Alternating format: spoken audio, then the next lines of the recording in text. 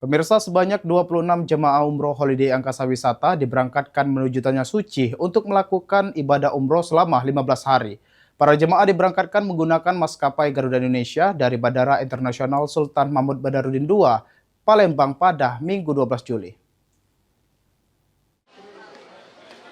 Sejak pagi hari, sebanyak 26 jemaah umroh holiday angkasa wisata berkumpul di halaman Bandara Internasional Sultan Mahmud Badarudin II Palembang untuk mengikuti proses pelepasan keberangkatan menuju Tanah Suci. Momen perpisahan pun berlangsung penuh haru, isak tangis dan peluk hangat mewarnai suasana saat para jemaah berpamitan dengan anggota keluarga yang mengantarkan. Doa dan harapan mengiringi langkah para tamu Allah agar diberikan kelancaran, kesehatan serta menjadi umroh yang mabrur. Sebelum memasuki area keberangkatan, seluruh jemaah mendapatkan pembekalan akhir dan arahan mengenai pelaksanaan ibadah umroh.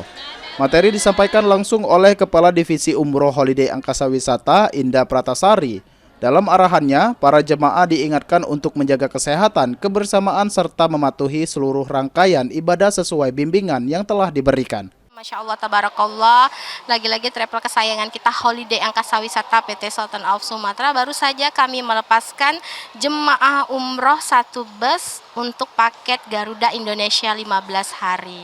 Adapun jemaah ini kami terbangkan pagi ini lebih kurang pada pukul setengah 10 pagi menuju Cengkareng dan kemudian melanjutkan penerbangan pada sore nanti pada pukul 15:30 menuju kota suci Madinah Al-Munawwaroh. Jemaah ini akan kami inapkan di kota suci Madinah Al-Munawwaroh selama 6 malam dan di kota suci Mekah Al-Mukarramah selama 7 malam. Dan insya Allah akan kembali dipulangkan ke tanah air tercinta pada tanggal 26 Juli 2026.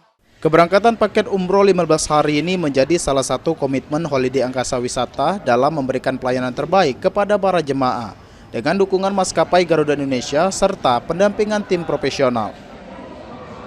Muhammad Fikri, PAL TV.